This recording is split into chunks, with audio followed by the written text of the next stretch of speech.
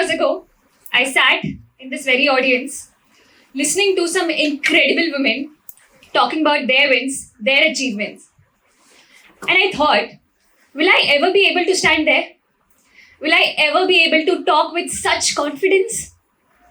Well, it took me 75 plus stage appearances, some international conferences, building a startup, and appearing on a national TV show. And then finally, I could say myself that yes, I can do it.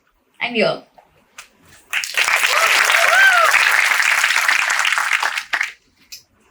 My name is Rakhi, and my full-time job is to ensure that no youth in this country is jobless. Or let me phrase it better. My responsibility is to ensure that no student, no youth, no fresher in this country is pursuing a job which is not of their own choice. Because let's be honest, who would like to do a course or pursue a degree where they don't really know what's the future scope of that particular degree? Who would like to sit for a lecture or study a subject that does not register their brain? Who would like to work with people who do not resonate with their ideas? Who would like to solve a problem which they're not really willing to solve? Right? Well, it's hard. It's hard to survive in that atmosphere. And I was struggling. It was very hard for me to survive in an atmosphere where I personally was not motivated enough. That's where I had an opportunity to build my Kairos moment. Till 17-year-old, I was labeled as a good, obedient, caring, sensible girl who used to listen to everybody, who used to follow the rules, who never went and answered back, who always knew her limits. And I was always appreciated by everybody. There were no problems, no difficulties in my life. And I knew the moment I'm done with my graduation, somebody will definitely get me married. At least people will start talking about my marriage. So I had only 4 years in my life to prove it to myself, to understand what kind of personality I am. So then I decided, no matter what, each and every day of my engineering, I'll make it the best time of my life. And that's where I realized what's the value of time. What's the value of having right people around me? My journey started in Pune with the engineering college, where I was surrounded by all the women, 90 mechanical engineering girls in my batch. Everybody passionate about so many things. People came from different parts of the country and they were excellent in what they did. I had so much to learn from them. They had problems in their life. A lot of people there had education loans. A lot of people were worried. A lot of women knew their limits, but at the same time, they wanted to do something out of the box, but they had no guidance, no direction. Everybody was a struggler. And I realized I just stay in the same city. I have to come to college. I have to study. I have to get my lectures done and go back home. What's the scope of building something new? Then I realized the events, the hackathons, the competitions, whatever is going on in my college, I'll participate. I'll ensure that I put myself out of my comfort zone. Because I was not really enjoying living a monotonous life. I knew that I'll get grades. I knew that I'll be an engineer. But what's next? While I was participating in events, doing a lot of hackathons, talking to people, the way today you guys are organizing this event, I have been a lot into the system where I actually realized the effort of teamwork, team management, how you can win as a team. That's where I figured out that there is something that somebody has to take initiative. That one person who's able to take initiative, that one person can guide the entire team here. While I put myself in N number of events. I put myself out of my comfort zone N number of times. I kept myself a lot busy. I actually then joined an NGO and I started working hard there because very early on in my life, I had the understanding of the importance of education. And I once realized that why not let's focus more on education. And that's where I joined this NGO and I started teaching people or kids, students from the slum area of our city. And very soon, I started building a team around me from our college, from different colleges. When the very first time we went and we tried upskilling students in that NGO, the kids there started throwing stones on us. And that too not small stones, heavy, big, dirty stones. And I realized that we are trying to transfer knowledge to them, but they're not really ready to take that knowledge. So am I on the right path? Next day again we went. Because I had gathered that team, it was my responsibility to not back off. That is the reason why I kept going. Every day these students used to throw stones on us. One day I was tired and I really wanted to give up. I went into the bathroom, tap on, and I cried as much as I could because I was hit by a very dirty, heavy stone. But I couldn't share this story obviously at home because my parents would say, why do you need to do this? You're there to complete your engineering, just do that and come back. I said, no, I'm not going to share this story with anybody and we will continue our 3 months program and we will upskill the students here. 3 months later, those were the same students who were crying when we were leaving and who were saying that please don't leave us, we really want to learn from you. Please, you are the ones who can educate us. So that's the impact of being consistent. When I actually did that in 3 months, I realized that there is something that definitely I can provide to this society. And I want to move towards education. While I was working in events, while I was with my college friends, I one day came across one friend who was very passionate to make her father feel proud of her. You know, in my college days, the most beautiful relation that I have seen is a daughter-father relation, where every daughter is so passionate to make her father proud of her. And that was my motivation. She said, I'll become an engineer. My dad took a loan to get my engineering done.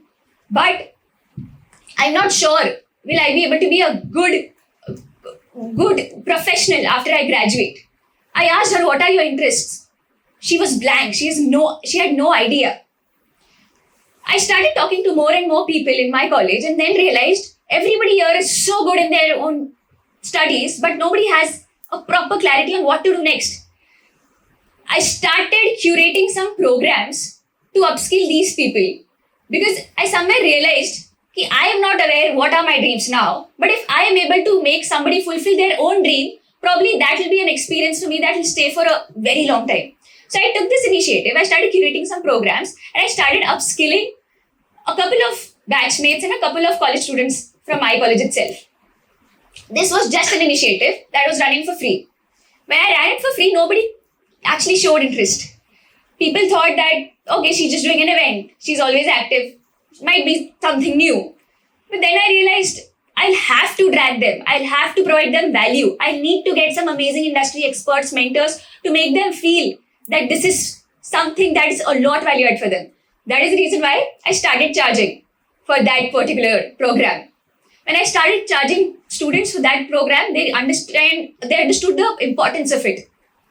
In a week, I actually could make 9,000 out of that program. That was just an initiative. And I realized that people trust me. The fact that they're actually shelling out money from their pocket, that means that they believe that I'll be able to provide some value. And that's where I kept going on and on. This was an initiative still then. This never became a startup till the third year of my engineering. I kept going on and on. Not only then in my college, I started expanding my wings in other colleges. I started meeting people, networking with people. And then, within a span of 8 months, I made nearly 30 lakhs in revenue. Just through this courses and program. I had mentors in my entire chain. I had network with amazing industry experts. Definitely, I'm talking about revenue. I'm not talking about profits. So that's where I realized that I can do something. I had so many people in my network to support me in this journey. People started terming me as an entrepreneur, someone who's running a startup. I kept going on and on. I started networking with people. And 6 years ago, or I would say even 8 years ago, while I was in my second year, people told me, Rakhi, you need to go out and network. You can't just build this thing within your college. You have to go out of your college. And that's where I started traveling. I started going to cities, Bangalore, Gurgaon, and that's where I started networking with a lot of male founders, definitely, because at that time there were very less female founders. And the male founders, when they had a networking event, and when they had a talk, they were talking about valuations, funding, capital, everything. But then I was the only woman in the room, and when they were talking to me, they were talking about, hey, where are you from? What do you do? What's your passion? Do you have any relationship? All of that. And I was asking, wait a second. You guys are talking about valuations, money, everything. Then why you guys are not having the same talk with me? So I realized that men or the early age founders at that time had no idea how to network with women in a professional setting or at a startup networking event. Then I realized, okay, this is the opportunity. I need to get into such events more and more and make people aware that yes, we are there. And yes, we are the ones who can also talk, who can also build startups. And that's where I continuously started getting into events, networking events. And that's how I found my co-founders. I knew that I couldn't have done this alone. When I found my co-founders, I knew the power of collaboration and I knew that I can now be limitless. While I found my purpose of helping freshers, early graduate students realize their passion, I was still not sure what I really want to do, but I was helping other people realize what they want to do. And very soon, I had to choose between placements and my startup. I chose my startup. And because I was so madly involved in my startup, there was no work-life balance. There is no work-life balance yet. And there was a time when I had to choose between my family and my startup. I chose startup again. And that was the time when I had to pack my bag and find a space where I can build something great. Because there was no turning back. Because I had no option. I had kept no plan B.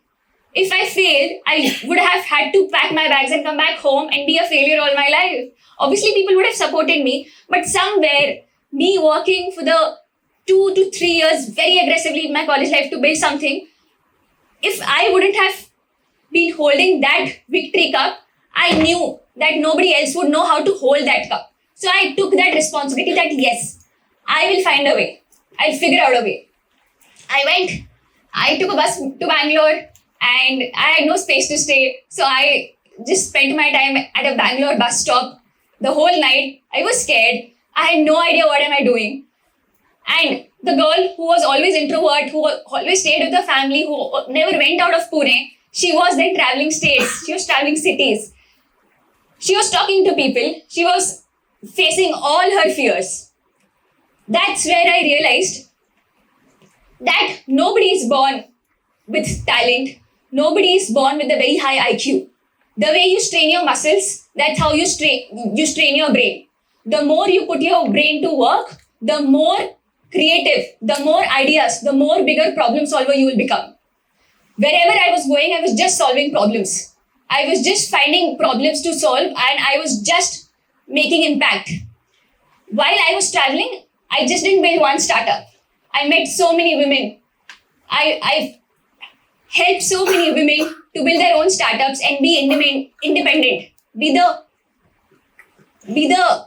ones who can actually take care of their entire family. So this wasn't an easy journey for sure. But when I was in this journey, I met so many freshers, so many students who were still struggling with the same problem. And that's how we continued with the vision of EventDeep, which still is helping students today find the career opportunity of their own choice.